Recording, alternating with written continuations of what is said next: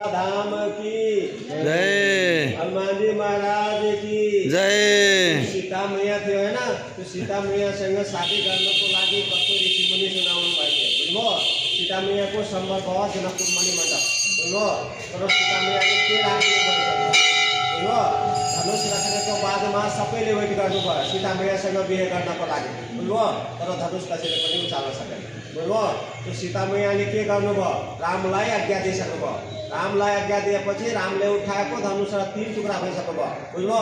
एक टुक्रा आकाशमा गइसक्नु भएछ, एक टुक्रा पतालमा गइसक्नु, बिचको सेन्टरको भाग यही हो, सेन्टरको भाग यही हो बुझ्नुभयो। अहिलेसम्म हरेक देशको विज्ञान यसको टेस्ट गर्न आउनु भएको थियो बुझ्नुभयो। तर पत्ता लगाउन सकेको छैन वास्तवमा के मेटल हो, ढुङ्गा हो कि पत्थर हो कि इट हो कि मट्टी हो कि केही धातु हो कि कोही लोहा हो कि कोही लकडी हो, पत्ता लगाउन सकेको छैन बुझ्नुभयो।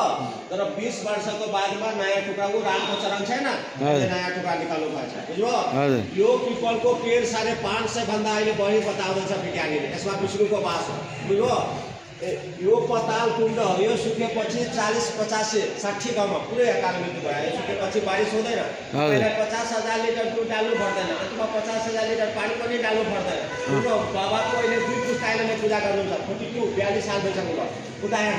दया भाग हो रामेश्वर आकाशमा गइसक्नु भएछ, बाबा भाग हो धनुष सागर पतालमा गइसक्नु, बिचको भाग हो पिनार धनुष बुझ्नुभयो।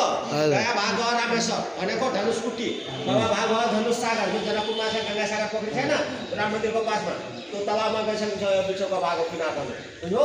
त्यो सेन्टरको मेन पार्ट गइसक्यो बुझ्नुभयो।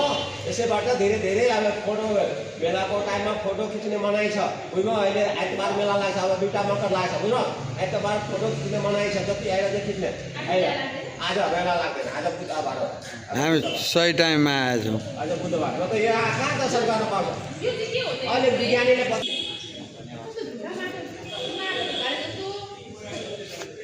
थाम्दै गएको छ भने किसिमले आज राम्रो दिन आइएछ